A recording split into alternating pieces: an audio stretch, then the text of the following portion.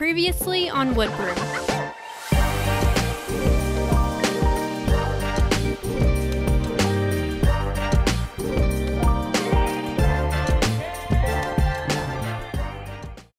Hey guys, and welcome back to another Woodbrew video. Our channel has been doing really well over the last several videos, so we want to thank and welcome the 496 of you who subscribed through our last video.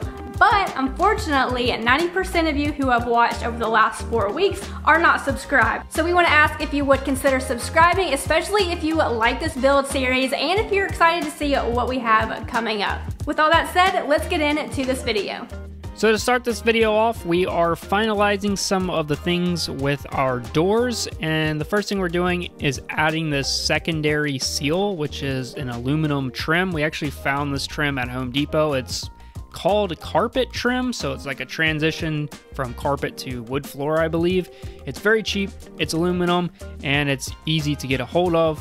And we thought this would be a good idea to at least experiment with this for future builds and things. We just thought it was a cool idea and we wanted to try it out. I actually don't know if we're going to use this in the end, but it was worth putting on here, and we'll see how it all sort of works out as we finalize this camper.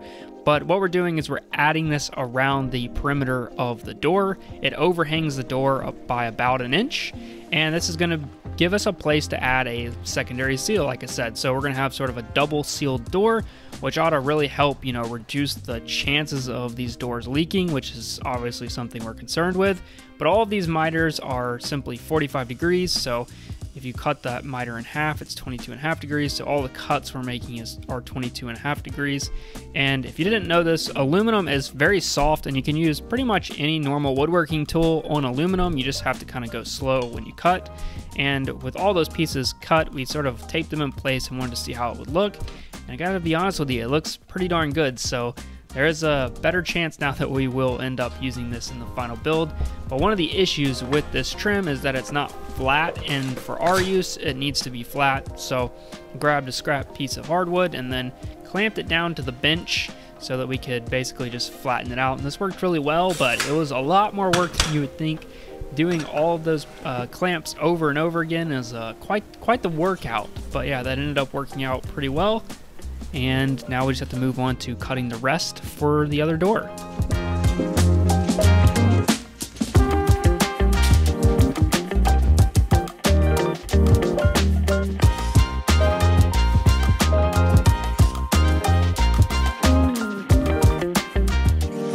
Another thing that we are experimenting with in this video is using aluminum brazing rods, which allow you to essentially weld. It's not really a weld, it's more like soldering two pieces of aluminum together. So I first chamfered the edges, and then you basically heat this aluminum up to around 400 to 700 degrees, somewhere in there, and then it will start melting this brazing rod, and then you can simply add it in. But you have to be really careful, I found, because the melting point of aluminum is fairly close to the melting point of these rods, even though they're supposed to be lower temperature. So it is quite difficult to find the perfect temperature range. But after a while of doing some sort of testing and things, I did end up getting really surprisingly good results with this. And pretty much this just needs to seal this joint. It really has no structural integrity needed really added here. A lot of people will just simply silicone these joints, so it's not even really necessary for them to be welded like this. But this was really fun to try out this sort of technique, and like I said, it did work surprisingly well. So if you're interested, I'll leave a link in the description below to where we got some of these rods. They're really inexpensive, and the only thing you need is some MAP gas. You can't use propane because it just doesn't heat up quick enough, so you really want to get this yellow bottle MAP gas. It burns a lot hotter, and give it a shot on the project, because I was surprised at how strong it was and how flat and good it actually turned out.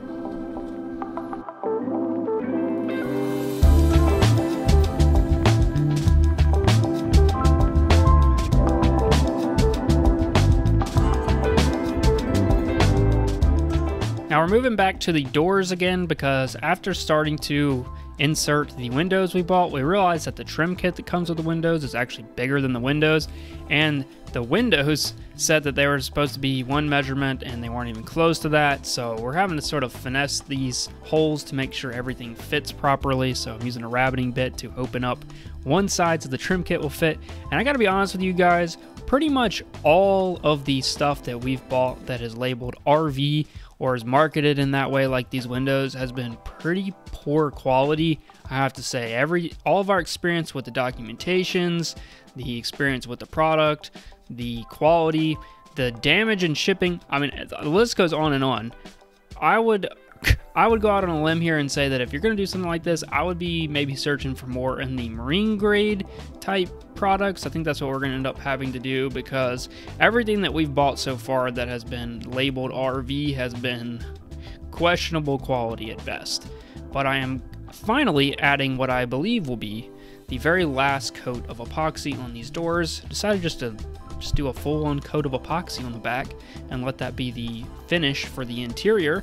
Obviously it's going to be very waterproof and it's very clear. Works out really well. This is Total Boat's high performance epoxy. And then we're back with Total Boat's Thixio epoxy. I decided to use it as almost sort of a filler in some of these low areas of this inner door. And so I just used up the last bit of that I had, going around filling in any grooves or crevices before we got ready to apply our final coat of primer. So just going around and filling any last minute holes and divots that I can find.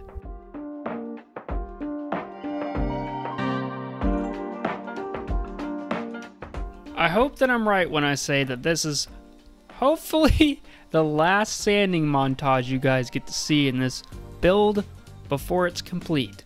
Fingers crossed for me, but let's get after it.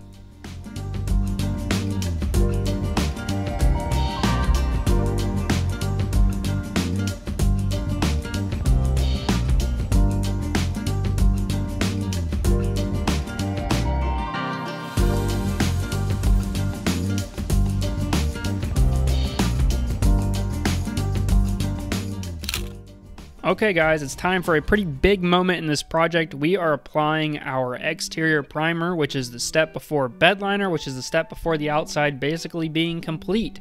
Now for a primer, we are using a 2-part 3-to-1 mixture epoxy barrier coat from Total Boat. It's a lot of words there, but this is a flexible barrier coat meant for full submersion on the bottom of boats. This stuff is extremely durable, extremely waterproof, and creates a pretty much fully impervious sort of coating on most substrates, including wood, that will hopefully be a very, very long-lasting primer coat for our bed liner. We've had a lot of people have a lot of questions about bed liner on plywood and things, and you absolutely can apply bed liner to plywood. You just have to prep really, really, really well. The areas that are really prone to having issues are corners, joints, and any sort of defects in plywood. So I have gone around in every single joint or defect or anything like that has got epoxy in it. The only things that don't necessarily have a full-blown coating of epoxy or fiberglass are large open areas of this exterior grade plywood that have had a lot of other treatments applied, including this primer. So we shouldn't have any sort of issues with the bed liner after this. I'm taking every single precaution there though, so just know that we've gone through a lot of research and done a lot of back-end research before even starting on this to decide what was the best option here. And this coating is really quite overkill. In fact, if this coating had the UV inhibitors in it, this coating would be more than good enough to keep this camper waterproof on its own. But also, speaking of those joints, one of the things that we haven't really talked about is the fact that we are going to have corner trim on the entire exterior of the camper. It's going to have an aluminum trim with a butyl seal, as well as a layer of some sort of silicone around that as well. So all the joints, all the areas that I was talking about that have the possibility of having issues with the bed liner are all going to be covered in a way that's going to be waterproof anyway. So hopefully we're going to have no issues, but this is looking really awesome. I'm very happy with the results. This primer goes on extremely easily. It's quite easy thing to mix and get right. However, I will say if you're going to apply, you need to have a good respirator, because this stuff is not something you want to breathe in. Well guys, that's going to do it for this week's video. In next week's video, hopefully we'll be applying our bed liner exterior coating as well as our interior finish and getting one step closer to wrapping up this camper build.